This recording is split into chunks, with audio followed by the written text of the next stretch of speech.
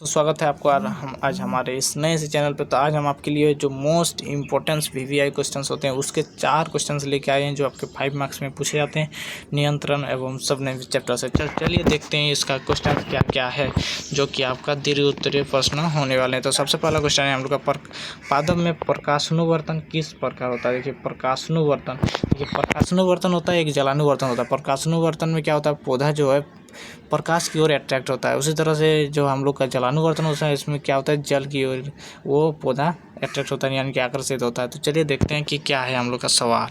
तो इसका आंसर जो हम लोग का होगा कि किस प्रकार से हम लोग का प्रकाशन, तो पादप के प्ररोध तंत्र के द्वारा प्रकाश स्रोत की दिशा की ओर गति करना प्रकाशानुवर्तन कहलाता है। देखिए जो हम अभी बोले कि प्रकाश स्रोत की ओर दिशा की ओर गति करना ही प्रकाशानुवर्तन कहलाता है। प्ररोध तंत्र का प्रकाश के प्रति धनात्मक अनुवर्तन होता है। तो ये यदि किसी पादप को गमले में लगाकर इसे किसी अंधेरे कमरे में रख दिए जिसमें प्रकाश किसी खिड़की या दरवाजे की ओर भीतर आता हो, कुछ दिन के बाद क्या हो, प्रभाव का अग्रभाग स्वयं ही उसी दिशा में मुड़ जाता है जिस तरफ से प्रकाश कमरे की प्रवेश करता है। ऐसा इसलिए होता है कि प्रभाव शीर्ष केवल उसी दिशा में स्रावित होने के अधिक ऑक्सीजन के प्रभाव से नष्ट हो जाता है, जबकि विपरीत दिशा में तरफ हार्मोन उपस्थित रहता है। इसी कारण प्रभाव प्रकाश की दिशा क्या होती है, मुड़ जाती है और वो क्या होती है, उसी की ओर बढ़ती रहती है। तो फर्स्ट क्वेश्चन हम लोग देख चुके हैं। हम लोग सेकंड क्वेश्चन को देखते हैं। तो ये रहा हम लोग का सेकंड क्वेश्चन जो पूछा है कि एक जीव में नियंत्रण एवं समन्वय तंत्र की क्या आवश्यकता है। अगर कोई जीव है उसमें नियंत्रण एवं समन्वय की आवश्यकता क्यों है, क्या आवश्यकता है उसकी। तो चलिए इसका आंसर देखते हैं कि जीवों में नियंत्रण एवं समन्वय का एक तंत्र है विकसित कर लिया है, क्योंकि यह शरीर की सभी प्रतिवर्ती को नियंत्रित करता है तथा इसके पर्यावरण के हानिकारक परिवर्तन से सुरक्षा करता है।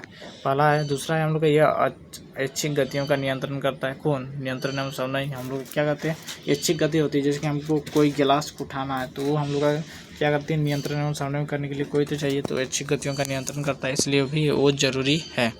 थर्ड है कि यह अनैच्छिक गतियों को नियंत्रित करता है। अनैच्छिक गति जो होते हैं उसको भी ये नियंत्रित करता है। फोर्थ नंबर है कि यह जीवों को सोचने, विचारने, विश्लेषण करने, निष्कर्ष के लिए, इन सभी में क्या करता है, निष्कर्ष लेने के लिए जीवों को निष्कर्ष लेने, निर्णय लेने आदि में क्षमता प्रदान करता है। कौन, नियंत्रण एवं समन्वय। फाइव नंबर, आप कोई भी चीज़ को अगर सोचते हैं तो उसमें आप लोग का नियंत्रण एवं समन्वय का बहुत ज़्यादा रोल रहता है। 5 नंबर हो गया। इसके बाद हम लोग है कि यह जीवों का अधिकतम लाभ के लिए उचित प्रकार से प्रतिक्रिया करने में सहायक होता है। तो अब हम लोग का है ये थर्ड नंबर क्वेश्चन में पूछा गया है, उसको आज हम लोग इसमें देखेंगे कि दो तंत्रिका कोशिका, इसमें पूछा गया है कि जो दो तंत्रिका कोशिका होती है उसके मध्य सिनेप्स में क्या होता है। देखिए दो तंत्रिका कोशिकाओं के मध्य में जो सिनेप्स होता है, जो खाली स्थान होता है, उसमें क्या होता है। तो चलिए हम लोग इसको समझते हैं। तो इसमें जो है हम लोग का कि प्राणियों के शरीर में दो तंत्रिका कोशिका न्यूरॉन एक दूसरे से साथ जुड़कर श्रृंखला बनाते हैं। यह सूचना आगे प्रेषित करते हैं। सूचना एक तंत्रिका कोशिका के द्रुमिका सिरे द्वारा उत्सर्जित की जाती है और एक रासायनिक क्रिया द्वारा एक विद्युत आवेग उत्पन्न होती है। यह आवेग क्या कहते हैं, द्रुमिका से कोशिकाओं तक पहुँचाता है। यह तंत्रिका कक्ष में होता है वह एक अंतिम सिरे तक पहुँच जाता है। तो उसी तरह से क्या होता है कि इसके अंतिम सिरे से उसके द्रुमिका द्वारा फिर से उसके अंतिम सिरे तक पहुँचता है। इसी तरह से क्या होता है कि तंत्रिका कक्ष के अंत में विद्युत आवेग द्वारा कुछ रासायनिक उत्पन्न किया जाता है जो रिक्त स्थान सिनेप्टिक दरार को पार कर अपने से अगले तंत्रिका की द्रुमिका में इस प्रकार विद्युत आवेग को आरंभ कराता है। इसी प्रकार अंतःग्रथन एवं आवेग द्वारा तंत्रिका कोशिका द्वारा ग्रंथियों तक ले जाता है, यानी कि हमारे ब्रेन तक ले जाता है, जिससे हम लोग कोई भी क्रिया को करते हैं। तो सिनेप्स क्या करता है, उस आवेग को उस पार ले जाने का कार्य करता है।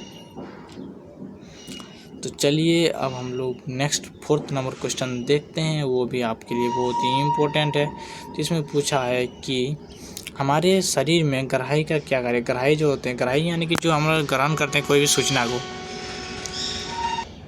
और उसके साथ है कि ऐसी स्थिति पर विचार कीजिए जहां ग्राही उचित प्रकार से कार्य नहीं कर रहे हो, क्या समस्याएं उत्पन्न हो सकती है। देखिए और आपका ग्राही कार्य ना करे तो क्या क्या समस्या हो सकती है, क्या क्या प्रॉब्लम आ सकती है, उसको भी हम लोग को बात करना है। तो चलिए हम लोग इसका आंसर देखते हैं। इसमें है कि उत्तर है ग्राही वे कोशिकाएं न्यूरॉन होती है जो संवेदन को ग्रहण करती है, जो हमने अभी कहा आपको। ग्राही का कार्य पर्यावरण में होने वाली परिवर्तन की सूचना ग्रहण करना तथा उन सूचनाओं को विश्लेषण हेतु तथा प्रतिक्रिया हेतु मस्तिष्क को हम लोग का भेजना। वही हम लोग का ग्राही से द्वारा ही हम लोग का मस्तिष्क तक क्या होता है, सूचनाओं को भेजा जाता है, और जो ग्रहण करने वाली होती है वो ग्राही होती है। चलिए हम लोग नेक्स्ट देखते हैं कि यदि ग्राही उचित प्रकार से कार्य ना करे, यदि वो कार्य ना करे तो हमारे शरीर में उद्दीपन के प्रति अनुक्रिया नहीं कर पाएगा। इससे शरीर को बहुत हानि पहुंच सकती है और यहाँ तक कि मृत्यु भी हो सकती है। देखिए कितना डेंजर है कि आपकी इसमें मृत्यु भी हो सकती है। उदाहरण के लिए यदि हमारी आँख के ग्राही देखने की संवेदन प्रकाश ग्रहण ना करे तो यह हम सुंदर संसार देख नहीं पाएंगे तथा अपने आप को अपाहिज अनुभव करेंगे। तो यही होता है। तो आई होप ये आपके 4 जो प्रश्न है वो बहुत ही इंपॉर्टेंट है, आपको अच्छे लगे होंगे। थैंक यू, धन्यवाद। तो नेक्स्ट वीडियो में हम लोग नेक्स्ट चैप्टर का इंपॉर्टेंट क्वेश्चन लेके आएंगे। तो चलते हैं नेक्स्ट वीडियो में। थैंक यू, धन्यवाद। जय हिंद, जय भारत, जोहार झारखंड।